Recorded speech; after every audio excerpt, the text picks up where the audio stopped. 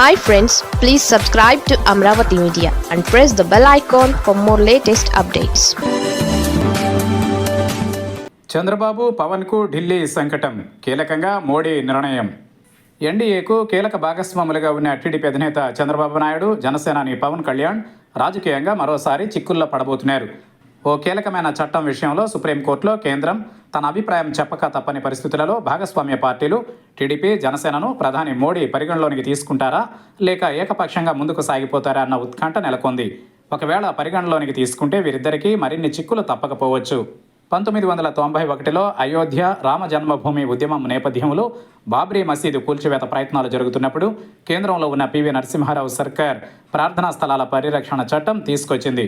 1947 August 15 నాటికి, అంటే దేశానికి స్వాతంత్ర్యం వచ్చే నాటికి ఉన్న ఏ మతానికి చెందిన ప్రార్థనా స్థలాలను కూడా ఇతర మతాలకు ఇవ్వకుండా యథాతథంగా ఉంచాలని ఈ చట్టం చెబుతోంది. అయితే దీన్ని ఉల్లంఘించి అప్పట్లో బాబ్రీ మసీదును కరసేవకులు కూల్చేశారు. అయితే ఆ తర్వాత సుప్రీంకోర్టులో ఈ వివాదం తలెత్తినప్పుడు ఈ ఒక్క ఘటనకు మాత్రం మినహాయింపు ఇచ్చారు. అయితే ఆ తర్వాత ఇదే మినహాయింపును వాడుకుని ఇప్పుడు దేశంలో దాదాపు 10 చోట్ల మసీదులు, దర్గాలను తమ ఆలయాలపై కట్టారని ఆరోపిస్తూ హిందూ సంస్థలు స్థానిక కోర్టుల్ని ఆశ్రయించాయి. ఆయా పిటిషన్లపై స్పందించిన ట్రయల్ కోర్టులు ఆయా మసీదులు, దర్గాల్లో సర్వేలకు ఆదేశాలు ఇస్తున్నాయి. దీంతో సుప్రీంకోర్టులో ప్రార్థనా స్థలాల చట్టం అమలు కోరుతూ పిటిషన్లు దాఖలయ్యాయి. దీనిపై విచారణ ప్రారంభించిన సుప్రీంకోర్టు ఇది పూర్తయ్యే వరకు ఏ కోర్టు కూడా మందిరం, మసీదు వివాదాలపై ఆదేశాలు ఇవ్వొద్దని, కొత్త పిటిషన్లు తీసుకోవద్దని ఆదేశించింది. అలాగే కేంద్రాన్ని కూడా 4 వారాలలో అఫిడవిట్ దాఖలు చేయాలని ఆదేశించింది.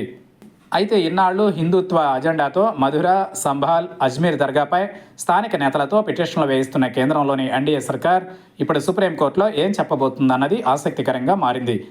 ఇక్కడ ఆలయాలకు అనుకూలంగా అఫిడవిట్ దాఖలు చేస్తే తమ హిందుత్వ అజెండా బయటపడడం ఖాయం. అలాగని తటస్థంగా ఉంటే హిందూ సంస్థలు, ఆర్ఎస్ఎస్ నుంచి వ్యతిరేకత తప్పదు. ఇలాంటి పరిస్థితులలో కేంద్రం ఇరుకున పడుతోంది. అలాగే కేంద్రంలో భాగస్వాములుగా ఉన్న టీడీపీ, జనసేనతో పాటు మరికొన్ని పార్టీలు కూడా ఇక్కడ ఇరుకున పడ్డాయి. ముఖ్యంగా ఏపీలో టీడీపీపై దీని ప్రభావం ఖచ్చితంగా ఉండబోతోంది.